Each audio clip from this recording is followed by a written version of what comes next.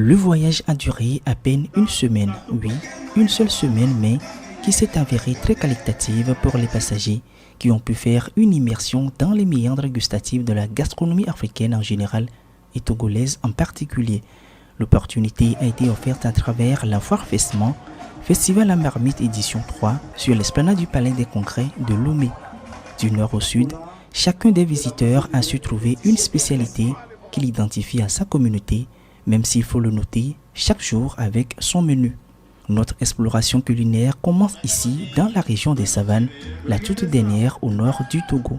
On a essayé de faire la sauce de Diassé, qui est composée avec les feuilles d'haricot et le gombo. Oui. Après ça, on a fait la sauce de Kadoro, c'est-à-dire les feuilles de baobab.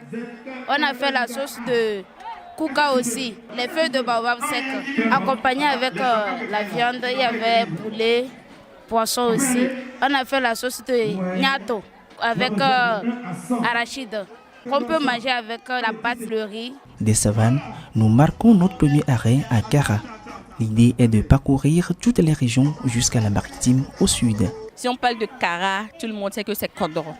Bon, c'est fait à base de feuilles de baobab. Bon, il y a Afiti, sauce Kodoro, Kara sans Afiti, là c'est pas sauce Kodoro. Donc il y a Afiti également dedans. On a présenté également la sauce Nyantou. C'est fait à base des feuilles de bissap blanc.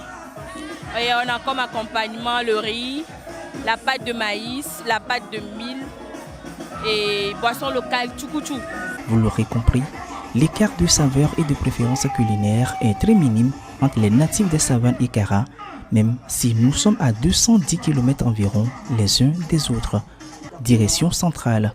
Pour ceux qui y ont déjà fait un tour, pas besoin de chercher de midi à 14h pour identifier le waché, communément appelé aïmolo, qui est un mélange de riz et du haricot, comme le plat le plus en vue. Nous avons accompagné ça avec du gari. Nous avons de la fromage que nous appelons wangash. Et on l'accompagne un peu avec la boisson locale, du deha, du tsukutu, du liha et puis bien d'autres encore. Mais, et s'il n'y avait pas que ça qui définit l'identité culinaire des natifs de la centrale? Dans la région centrale, c'est pas seulement avec du aïmolo. Nous avons timbani, nous avons alele, il y a fifli, nous avons du thym. C'est un repas, oui. Du thème aussi qu'on a déjà préparé, on a fait présenter à la population. Encore une avant la maritime. Les plateaux, eux, sont connus pour le tubercule, notamment les ignames, souvent pilés juste après la cuisson. Presque une authenticité que seuls les natifs semblent détenir le secret du délice. La spécialité de la région des plateaux, c'est du foufou, oui. Souvent accompagné de la sauce claire. On peut utiliser de la viande, de la goutille, du poisson fumé, du poulet, de la viande de bœuf. Tout ce qui est viande que nous on aime au Togo. Identifier les trésors culinaires des ressortissants de la maritime s'avère un exercice complexe, peut-être à cause de sa diversité culturelle plus élargie. Toutefois, le Festement 2024 a réussi à faire un trait significatif pour les visiteurs. Nous avons comme menu un nifoti. En plus, nous avons comme accompagnement adémé avec 3 viandes.